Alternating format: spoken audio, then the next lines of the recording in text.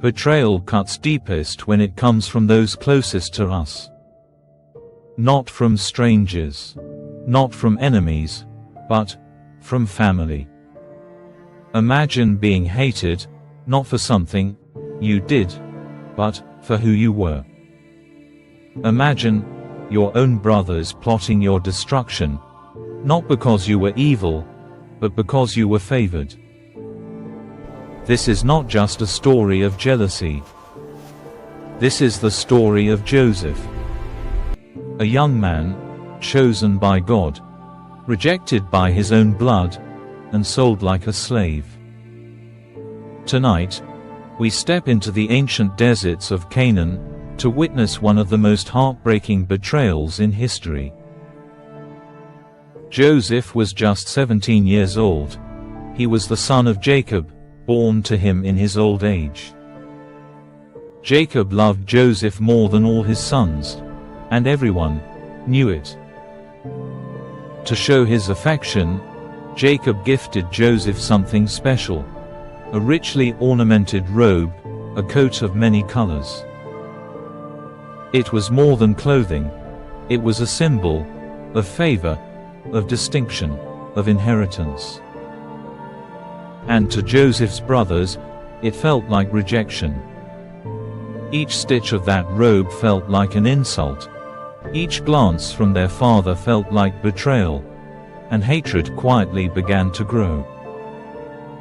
Joseph had dreams. Dreams given not by pride, but by God. One night, he dreamed of sheaves of grain in a field. His brothers' sheaves bowed down to his.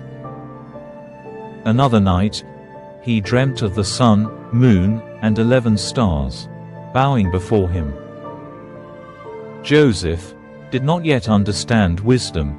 He shared his dreams with his brothers freely. And with every word, his brothers' hatred burned hotter. "Will you rule over us?" they mocked, but deep inside, they feared the dreams were true. One day, Jacob asked Joseph to check on his brothers who were tending sheep far away. Joseph obeyed. Wearing the robe that symbolized his father's love, he walked alone into danger.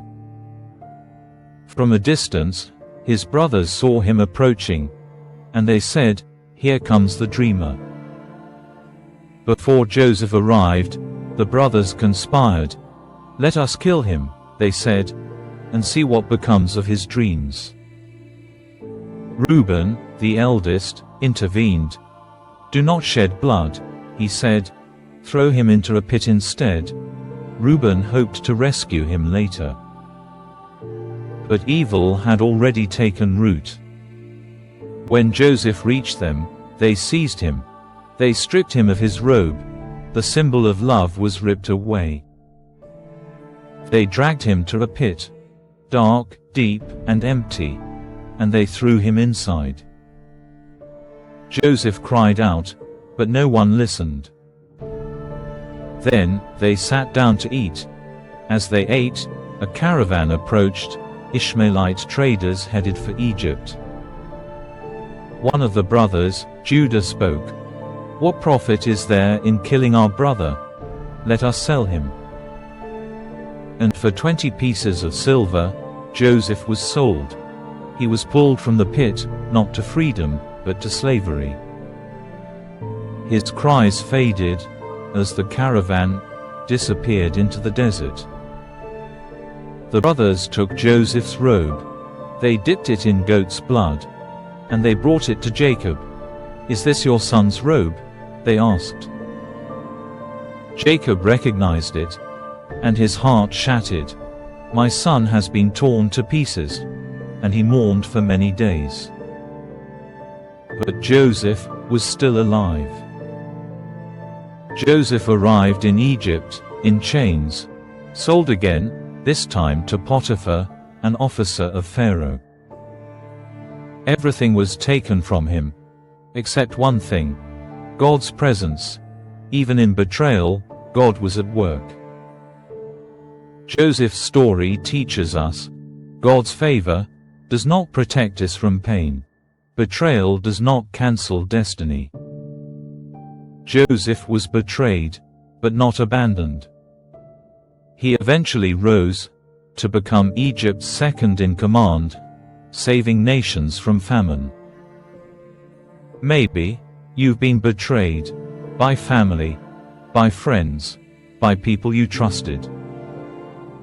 Joseph's story reminds us, your pit is not your prison, your betrayal is not your ending. God is still writing your story. If this story moved you, subscribe to our channel, Echoes of the Scripture, for more Bible stories told through cinematic narration. Because some stories are meant to be felt, not just heard.